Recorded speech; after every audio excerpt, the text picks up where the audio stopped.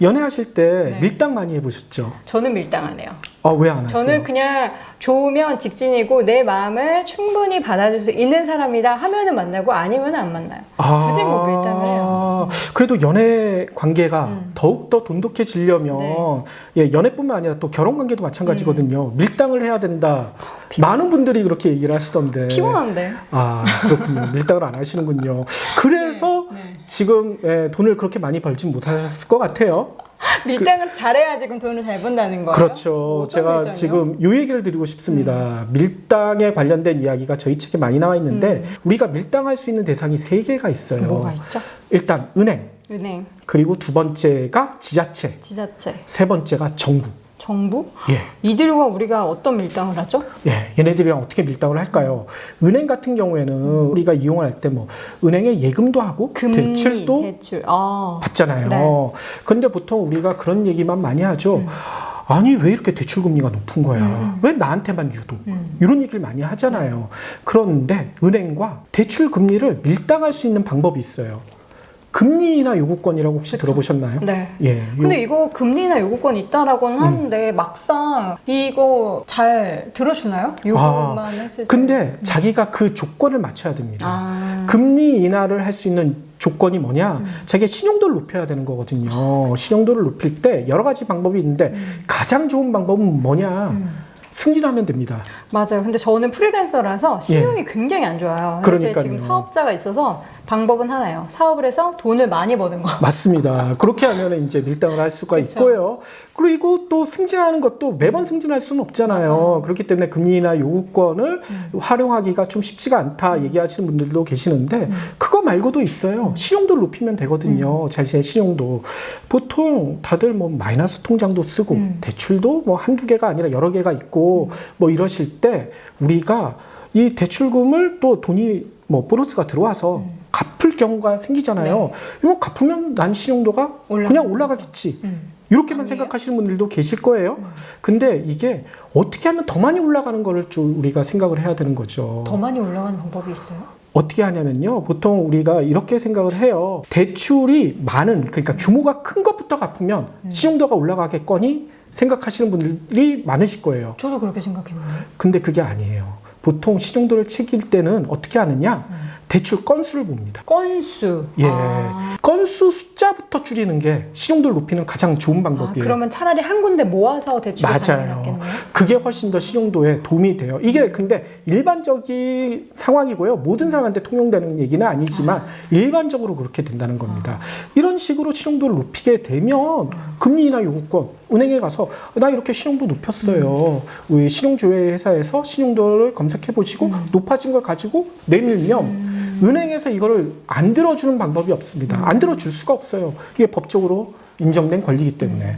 당장 집중해야 될 거. 지금 대출 많으신 분들 먼저 은행과의 밀당, 내가 과연 그 은행과 어떤 시그널을 잘 보내고 있는지부터 챙겨 보셔야 될 것 같아요. 그렇죠. 그러면 지자체랑은 어떻게 우리가 밀당해요? 지자체랑도 우리가 밀당을 할 수가 있거든요. 어떤 밀당을 세금? 할 수 있느냐? 뭐 세금 문제 뭐 여러 가지도 있지만 최근에 우리나라도 수해 때문에 난리가 났잖아요. 그래가지고 다들 뭐 피해 입으신 분들 너무나 많다 이런 얘기들 들리는데 혹시 이 여돈 앵커님의 돈 되는 돈 TV 보시는 분 중에서도 수해 입으신 분이 혹시 있으면 진짜 큰일이죠. 근데 그런 분들 중에 이런 하소연 하시는 분들이 계실 거예요.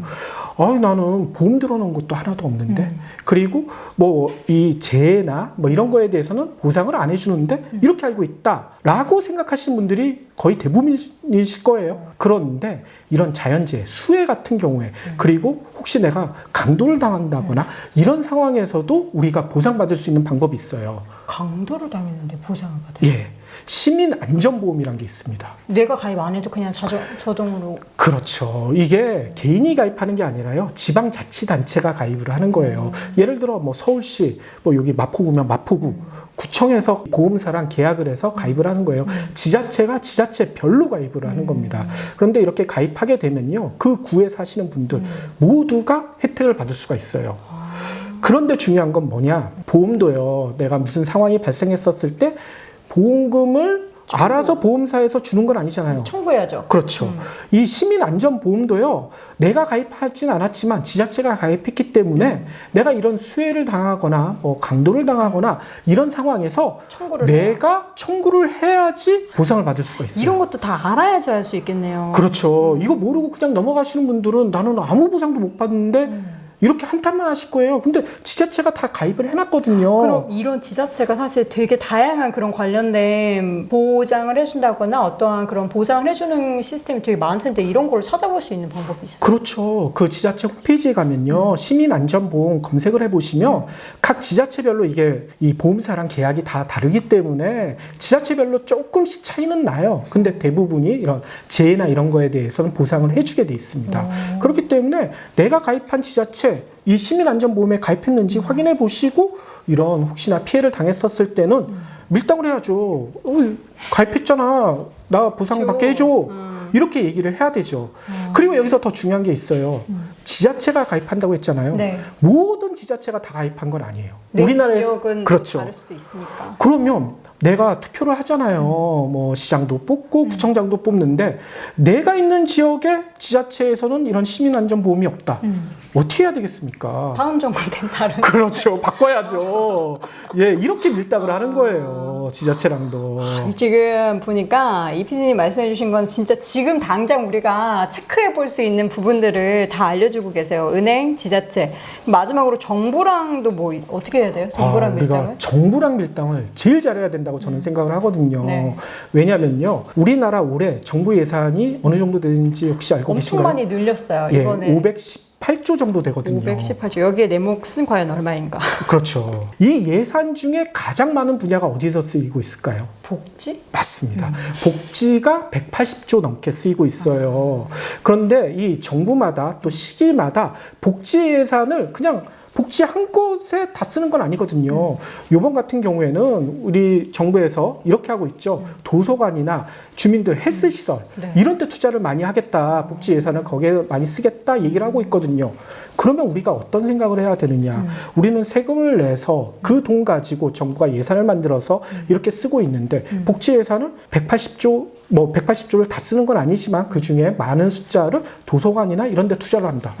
그러면 우리가 도서관이나 헬스장 관련된 그런 업체에 관심을 가져야 될까요? 말아야 될까요? 더 많이 투자하니까 어쨌든 그런 것들을 짓고 만드는 곳에 더 관심을 갖게 된다. 그렇죠. 그런 업체들이 뭐 상장이 돼 있다.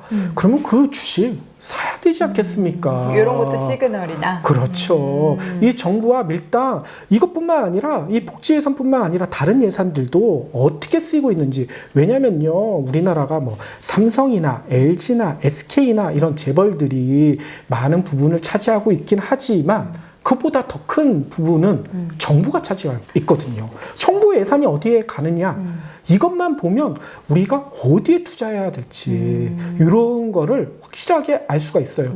이게 바로 시그널인데 우리는 대부분 정부 예산하면 정부가 쓸데없는 데 돈 써. 요 얘기만 하잖아요. 정부가 어디에 돈을 쓰는지를 봐서 우리는 거기에 같이 투자하면 되는 거죠. 그렇죠. 이게 바로 정부와 같이 상생할 수 있는 그런 방법이거든요.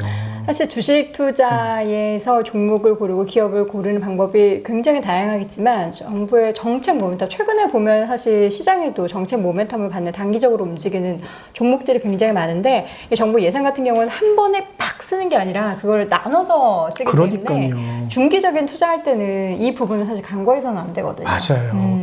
그렇기 때문에 밀당, 은행, 지자체, 정부 세 군데랑만 밀당을 잘해도 우리가 돈 벌 수 있는 방법은 얼마든지 있다는 겁니다.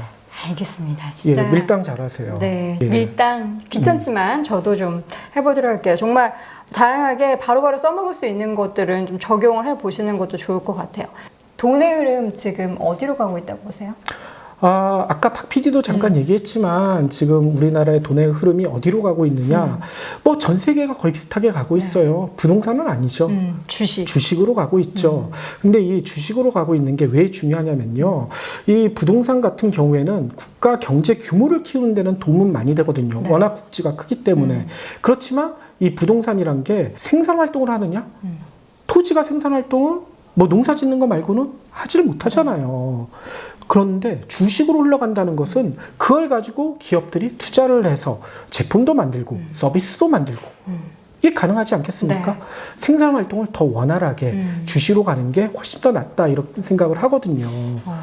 그런데 이제 주식에 투자할 때 기준은 있어야 될 것 같아요. 어떤 기준을 생각하세요? 어떤 기준이 있느냐? 일단 보통 주식에 투자하는 거 어느 종목 찍어달라 얘기하시는 분들은 야 거기 수익률 얼마나 가? 이런 얘기만 하잖아요. 예, 얼마까지 벌 수 있어? 주가 얼마까지 오를 수 있어? 그러니까. 그거 어떻게 알아? 신도 아니고. 그러니까요. 그건 알 수가 없어요. 하지만 이건 알 수가 있죠. 내가 좋아하고 내 가족이 좋아하고 우리 자녀가 좋아하는 종목은 알 수 있지 않습니까? 기업, 브랜드. 그렇죠. 내가 좋아하고 내가 사랑하고 뭐 이런 기업들 이런 데는 혹시 수익률이 한때 낮아지더라도 결국은 올라가게 돼 있거든요. 뭔가 그리고 믿음이 생겨요. 안심이 되고 그러니까요. 약간. 예. 그렇기 때문에 요즘 주주 자본주의 뭐 이런 얘기도 많이 나오긴 하지만 그것보다는 더 중요한 게 뭐냐면 그 기업과 내가 동맹을 맺는다. 이런 생각을 갖는 게 제일 중요한 것 같아요. 그 주식을 삼으로써 내가 그 기업의 주인이 된다. 나랑 이 기업은 동맹 관계다. 이런 종목들만 사신다면 크게 후회하는 일은 없지 않을까 이런 생각이 듭니다. 네. 그러면 지금 이 시그널들이 같은 질문 드렸는데 투자할 때라는 시그널들이 많이 나오고 있는 건가요? 지금? 저희가 보기에는요, 지금 우리나라 경제 자체가 뭐 많은 언론들이 워낙 나쁘다 얘기를 했기 때문에 다들 나쁜 줄 알고 있는데요. 이게 모든 게 성적도 그렇지 않습니까? 상대적인 게 중요하잖아요. 다른 나라랑 비교하면 우리나라 상황은 워낙 양호한 편, 양호한 것 중에서도 가장 양호한 편에 들어가거든요. 그렇기 때문에 오늘도 그 얘기가 나왔는데요. 외국인들이 2월부터 6월까지 우리나라 주식이나 채권을 팔아 제꼈어요. 맞아요. 순매도를 했어요. 그런데 7월 들어서는 어떤 상황이 벌어졌느냐? 사기 시작했어요. 맞습니다. 왜 샀을까요? 다른 나라에 비해서 우리나라 상황이 좋기 때문에 괜찮다. 상대적으로 좋기 때문에 그렇기 때문에 외국인들이 돈을 가지고 있던 돈, 뭐 2월부터 코로나가 일어난 이후에 전 세계 투자하는 돈을 다 회수를 했잖아요. 그 돈을 그냥 계속 묵혀놓기는 힘들겠죠. 그 돈을 어디다 투자를 해야 되는데 어디다 투자해야 될까? 가장 큰 손이 많은 미국 같은 경우 미국은 지금 코로나 확진자가 하루에 1000명씩 나오는데 미국 기업에 투자한다? 쉽지 않아요. 물론 언택트 기업 뭐 그런 기업들 애플이나 뭐 테슬라나 뭐 이런 데들은 투자를 할 수가 있겠지만 그런 데 말고는 투자할 때가 마땅치가 않죠. 뭐 다른 뭐 브라질이라든지 인도라든지 한때는 그쪽 펀드들이 엄청나게 인기를 끌었잖아요. 그런데 그런 나라들 지금 경제가 거의 작살이 나고 있습니다. 그런데 투자했던 돈들, 회수했던 돈들을 그러면 어디다 풀 것인가? 상대적으로 안전해 보이는 우리는 한국에 풀고 있다는 거죠. 그렇기 때문에 한국 경제가 지금은 마이너스이긴 하지만 그래도 상대적으로 좋은데 나중에 회복될 때는 저는 빠르게 회복되지 않을까 이런 생각을 하고 있거든요. 그렇기 때문에 우리나라 진짜 지금 알찬 주식들은 저는 지금도 투자를 해도 되지 않을까 이런 생각을 해요. 주식 이야기는 사실 지금 주식 투자를 안 하고 계신 분들이 거의 드물 것 같아요. 그렇긴 특히나 하죠. 30대 남성분들 중에서는 옆에 친구가 야, 너 진짜 지금 안 들어가면 안 돼. 이런 얘기 해서라도 맞아요. 할 것 같은데 부동산 같은 경우에는 사실 사고 싶어도 워낙에 그 투자금 자체가 크기 때문에 그렇죠. 그런데 나 좀 늦은 거 아닌가? 이제라도 살까? 이런 분들도 되게 많으실 거예요. 그러니까요. 네. 이 부동산 얘기는 참 드리기가 쉽지가 않긴 한데 저희의 생각은 그래요. 이 외국 사례를 하나 들게요. 예전에 헐리우드나 이런 스타들이 주로 살던 지역 가보셨죠? 예. 저는 근데 미국은 뉴욕밖에 안 가봤어요. 아, 그렇군요. 뉴욕의 맨해튼에도 보면은 이쪽 위에 좀 부촌이 좀 있긴 하더라고요. 뉴욕 부촌은 저도 못 가봐서 잘 모르겠고. LA나 LA인가요? 샌프란인가요? 거기 비버리힐즈 있는데 거기죠? 그렇죠. 그쪽에 보면 보통 해안가에 있잖아요. 네. 해안가에 있는 집들 엄청 비쌌었죠. 지금 어떻게 됐는 줄 아세요? 어떻게 됐나요? 지금 폭락을 하고 있습니다. 왜요? 뭐 쓰나미나 태풍 이런 게 있나요? 그런 것도 있고요. 우리나라 지금 수해 많이 난 뭐 그런 것도 있고요. 지금 미국 부동산 자체에 투자하는 사람들이 없어요. 왜냐? 부동산에 대해서 이 가치가 예전에 비해서는 많이 평가를 못 받고 있거든요. 그렇기 때문에 미국 부동산 자체 지금 왜냐하면 부동산과 이 경기가 따로 가는 경우는 없거든요. 예전에 그 코스톨란이라는 학자가 있었잖아요. 이분이 설명한 거는 뭐냐면 이 실물 경기와 주식이나 부동산은 따로 가지 못한다. 그거를 애완견을 끌고 가는 공원이나 이런 데에서 끌고 가는 사람의 비유를 했어요. 왜냐하면 우리가 애완견을 데리고 산책을 할 때 어떻게 합니까? 강아지를 끌고 가거나 아니면 강아지를 앞세워 가거나. 그렇죠. 근데 목줄을 매죠. 목줄 풀어주면 요즘은 이제 안 잡혀가잖아요. 예. 목줄을 메고 가는데 보통 보면 강아지가 뒤에 오거나 앞으로 가는데 이 강아지가 갈 수 있는 범위가 한정적이죠. 맞아요. 목줄 내에 있잖아요. 그래서 이 목줄 내에서는 벗어나지 못한다. 이게 주식도 마찬가지거든요. 이게 실물 경기 자체가 주인이고요. 주식이나 부동산은 강아지인 거예요. 그렇기 때문에 이 실물 경기가 나빠지고 있는데 주식이나 부동산만 좋아지는 경우는 어느 정도 한계가 있다는 거죠. 맞죠. 특히 부동산이 더 그렇습니다. 주식보다는 부동산이 그럴 가능성이 매우 높아요. 그럼 지금 부동산은 어느 정도 수준인 거예요? 실물 경기 대비해서?